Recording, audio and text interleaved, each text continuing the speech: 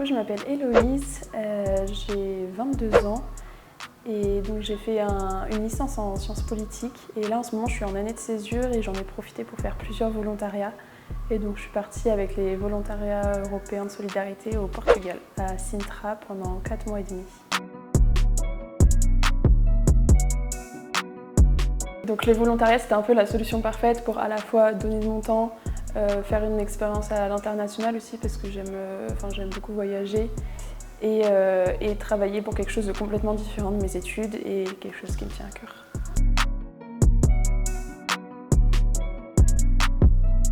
Donc, j'étais dans une association qui s'appelle Plantar o Mar.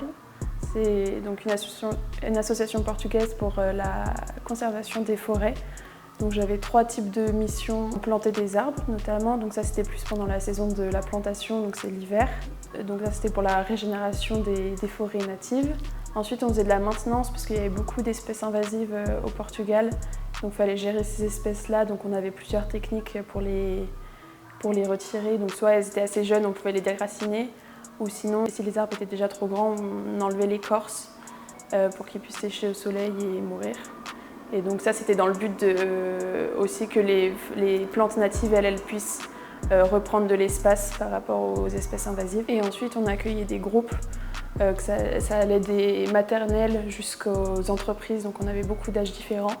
Et on leur faisait faire des activités et travailler avec nous dans la forêt.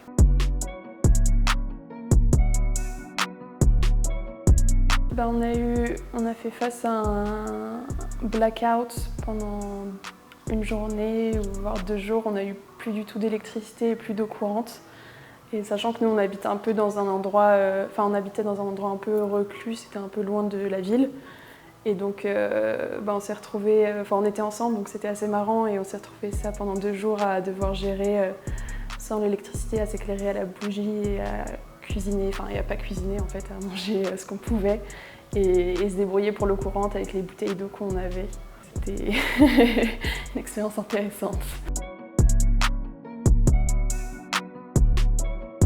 J'ai appris soit du vocabulaire très de base pour survivre, ou alors j'ai appris les espèces d'arbres en portugais, puisque quand il y avait des groupes, il fallait qu'on sache leur donner les espèces en portugais. Donc je pense que c'est plus ça dont je me souviens au final.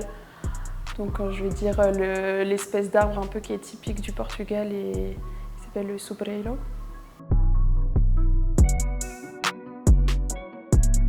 J'avoue que j'ai pas non plus énormément bossé mon portugais étant donné que j'étais tout le temps avec des gens qui parlaient anglais. Mais c'est vrai que à la fin, je connaissais les mots de base, quoi. Je pouvais passer une commande quand j'étais au bar ou ça demandait à payer en carte à la caisse, quoi. Ça s'arrêtait un peu là. Et l'anglais, en vrai, j'avais déjà un bon niveau parce que mes études sont en anglais.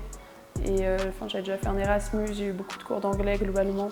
Donc je me débrouillais déjà assez bien, donc ça m'a surtout permis de pratiquer. Je dirais que ça m'a fait beaucoup plus apprécier le travail en extérieur. C'est quelque chose que j'ai jamais vraiment fait avant. Étant donné que ça, avec les études, en fait, c'est plus travailler en intérieur, derrière un ordinateur ou quoi. Et là, c'est quelque chose qui m'a fait beaucoup de bien de travailler dehors et directement avec mes mains, d'être au contact de la nature. Et je sais que c'est quelque chose que j'ai aussi envie de retrouver après. Je me suis fait des très bons amis. Du coup, j'habitais avec d'autres volontaires internationaux, notamment un Allemand et plusieurs Italiennes. Et puis ce qui est bien, c'est que comme il y avait aussi d'autres volontaires qui venaient d'autres programmes, qui travaillaient avec nous, ça m'a aussi fait rencontrer des Portugais, donc je me suis fait aussi des amis portugais. Et donc oui, je me suis fait des belles amitiés que je pense que je vais garder.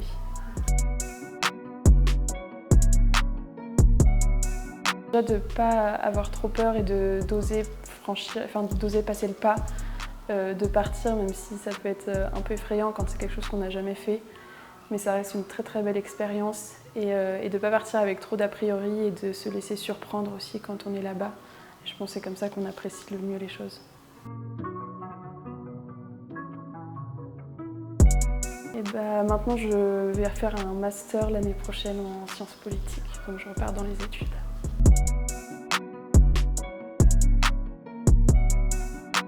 J'ai fait aussi d'autres volontariats avant le volontariat européen. J'en ai fait avec d'autres plateformes. Je suis partie faire de la permaculture en Roumanie et en Allemagne. Mais oui, le volontariat européen, c'est quelque chose que je pourrais refaire aussi. parce que c'est une expérience qui m'a beaucoup plu et c'est un dispositif que je trouve très bien fait globalement. Donc ça me plairait aussi d'en faire un, peut-être à l'avenir.